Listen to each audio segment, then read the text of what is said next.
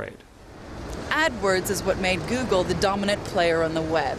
And very quickly, the rest of the web fell into line behind this model. Offer your products and your services for free while funding it behind the scenes with highly targeted advertising. Now, the irony is that this ultra-capitalist model requires that the web stay true to its non-capitalist roots. It has to remain an open network, easy to search, with no pay-per-view, and no areas that Google can't go. This open vision of the web also requires us users to play our part, consuming the eye candy in a virtual sweet shop of free content. The longer we're online, the more attention we pay, the more information businesses of all kinds can capture, and the more advertising they can sell.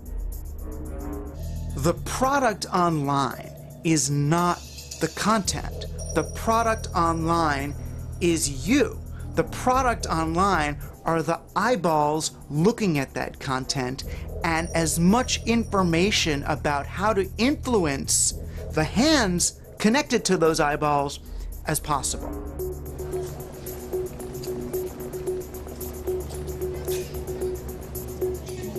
But if trading information on web users is the driving principle behind a free web, then where do you stop? Where does the boundary lie between our rights and the search for profits? Today, we are experiencing surveillance that we could never have imagined 20 years ago. Here's one example amongst many: Google's email system.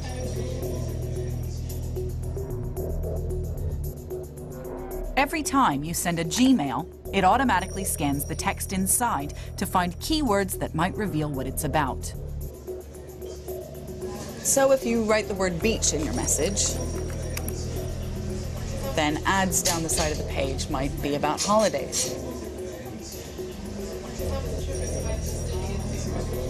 Or if you write about your pet, then you might get ads for pet accessories, medicine, dog walkers. If you're arranging to go out on the town with friends, ads for the local hotspots might show up. Or recipes for weight loss, then you'll get ads for healthy food or dieting courses. The email service you're getting is free, but Google's computers are listening in on the contents of your email and matching them with advertising that they think might be relevant to you. That is the price that you pay. Google points out that all free webmail services scan email, and that Gmail respects privacy because content is not revealed to outside parties. On their website, they say, "We let you know what information we collect when you use our products and services, why we collect it, and how we use it to improve your experience." But this isn't just about Google and email.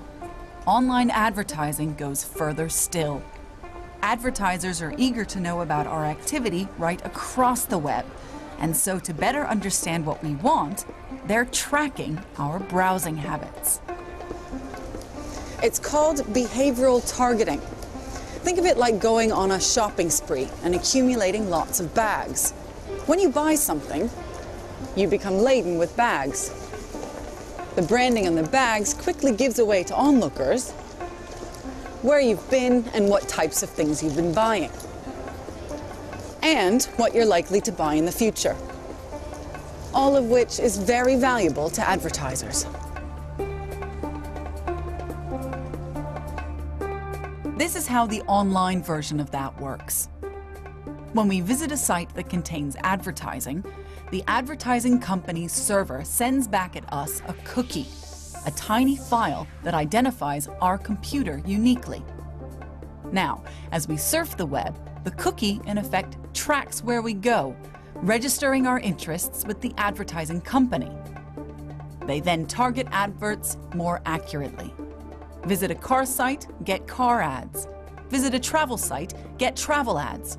It's that simple, yet also for many, deeply worrying. By monitoring somebody's web behaviour, you can build up a picture of who they're talking to, what they're reading, what they consume, and that can be an incredibly intimate and potentially powerful profile of somebody's life. Many of these judgments can only be quite poorly made out because they don't know the context you're in. So if I'm looking up, somebody's looking up material on cancer, is that for me? Is that for a friend? Is it for a piece of coursework? And of course, real decisions can follow from that.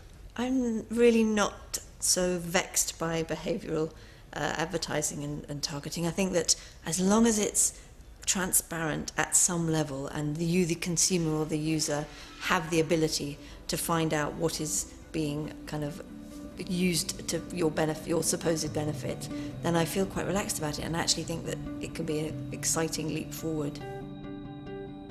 So, we've seen that we pay for web search through being targeted with advertising. We pay for some email systems by having our emails scanned for advertising opportunity.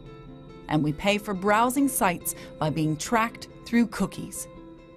Consumers are becoming the consumed. We are watched and traded. If this wasn't enough, web commerce seems to be evolving one step further and perhaps in a more troubling direction. It's attempting to bury itself deeper in our minds, to try to shape what it is that we want before we even know that we want it. And this is where the old .coms come back into our story. Like Google, today many online retailers have got clever in collecting and analyzing information on their customers. We study your past purchase history and then use that in a statistical way to make predictions about what other things in this massive catalog of products that you might be interested in. What Jeff Bezos is talking about is a whole new level of interaction with customers and something that's defining the new commercialized web: recommendation engines. As you start looking for cameras, you start to see people who looked at this also looked at that. People who bought this, people who clicked at this bought that.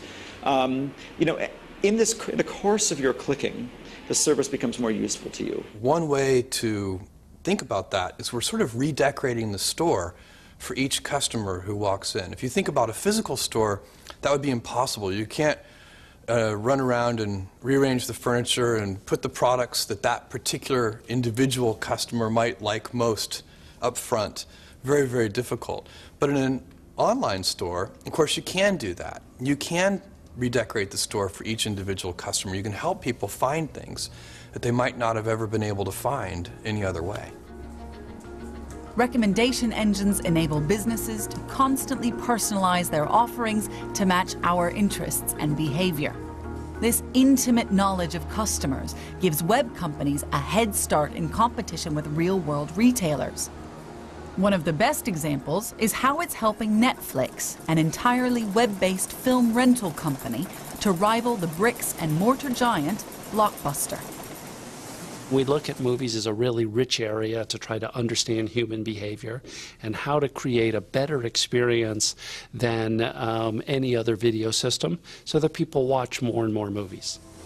Fundamental to their business is a computer algorithm called Cinematch that uses customers' preferences to identify other DVDs that they might like. Movie taste is very personalized, but what we realized is if we ask people to tell us what other movies they've loved in the past, that our computer systems can do a really good job of helping them choose movies that they're more likely to enjoy in the future. Netflix now has over 12 million subscribers and a turnover of $1.5 billion per year. Millions of people obviously enjoy these recommendation systems and are happy with what they get in return. But I worry that in the process, perhaps we've lost something. I wonder if recommendation systems don't defeat the point of the web. Isn't the vast possibility that the web offers for serendipity to bring us unexpected new ideas from accidental encounters being replaced by a process that apparently broadens our horizons, but actually sells us the same things?